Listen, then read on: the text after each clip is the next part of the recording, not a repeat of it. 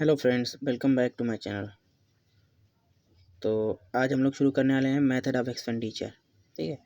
Method of expenditure क्या होते हैं? Similar to the method of taxation, the modes of government expenditure are also of three types: progressive, regressive and proportional.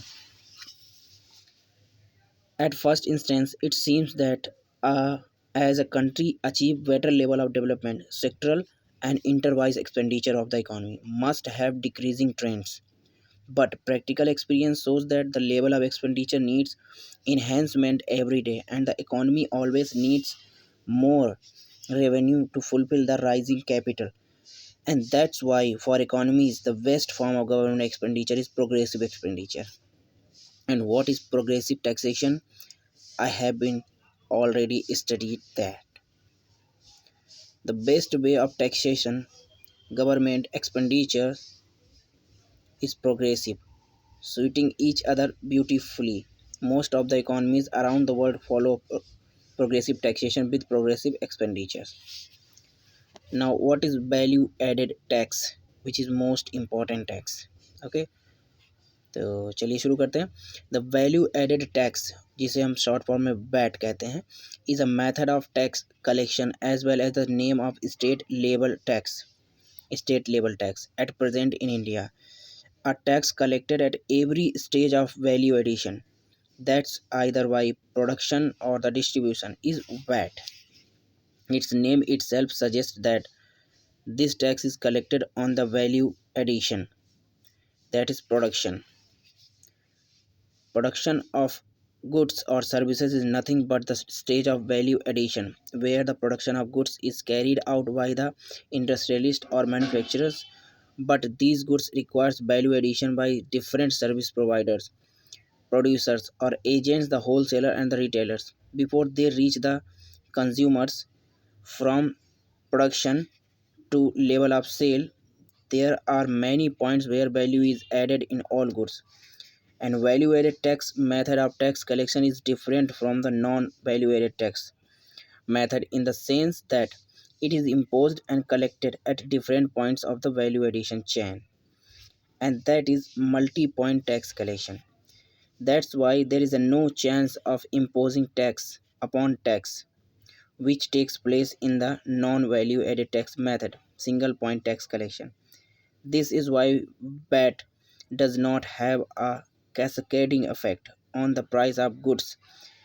Thus, it does not increase inflation and is therefore highly suitable for an economy like India, where due to high level of poverty and large number of people lack the market level purchasing capacity. It is a pro poor tax system without being anti rich, because rich people don't suffer either. Need of VAT in India. Over 160 nations in the world have implemented the VAT system of taxation regarding collecting their indirect taxes. There have been valid reasons why India should move towards the VAT method of tax collection. We may see some of the major reasons below. Number one, due to single point tax collection, the Indian indirect tax collection system was price increasing, having a cascading effect on the price, which was highly detrimental to the poorer masses of the society. The implementation of the VAT will improve the purchasing capacity and thus the living standards of the poor people. India has a federal political system where, alongside the central government, states have also been extended the power to impose and collect taxes at the central level. There had been uniformity of taxes for the economy, but there was no uniformity at the state level taxes. That is state excise, sales tax, entertainment tax, etc. This was detrimental to the development of a single market for Indian economy as a whole. India basically had many markets, but no Indian market as such. To bring in uniformity at the state level taxes, VAT was a necessary step in India. With the process of economic reform, India moved towards the market economy, and for this, Firstly, India needed to have a single market without uniformity at the state level taxes. Uniform VAT. This was not possible. Indian federal design has resulted in economically weaker states and a stronger center. As the VAT increased the total tax collection, experience of the world suggests so. It was fit to be implemented at the state level. Number 5. India has been a country of high level tax evasion. By implementing the VAT method of indirect tax collection, it becomes almost impossible to opt for large scale tax evasion.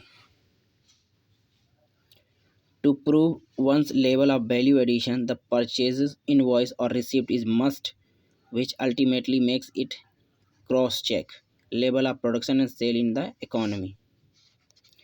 If some of the state level tax, which are many, are converted into state VAT, the complexity of taxation will also be minimized,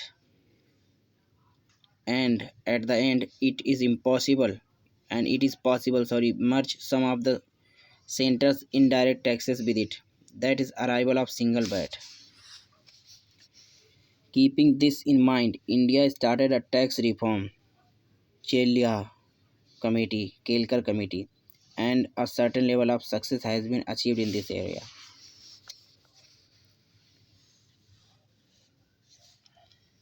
In the year 1996, central government started collecting its excise duty on the VAT method, and the tax was given a new name, the central VAT.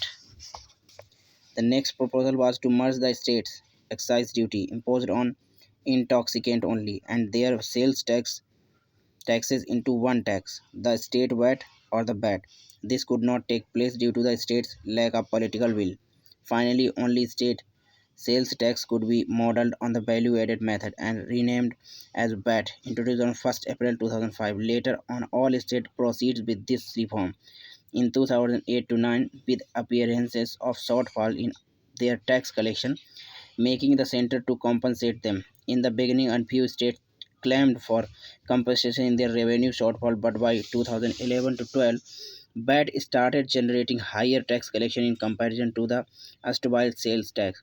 Before the implementation of the GST, in which the VAT of state were merged into except one petroleum and alcohol, merged into except on petroleum and alcohol. The VAT collection was growing with a rate of 15% per annum. GST, Goods and Service Tax, was finally implemented in 2017-18 on July 1st, 2017, merging 17 of the existing central and state indirect taxes. Let's talk about the goods and service tax. After implementing the state VAT, the government of India wanted to opt for the proposed GST, goods and service tax. This is aimed at intergranting the indirect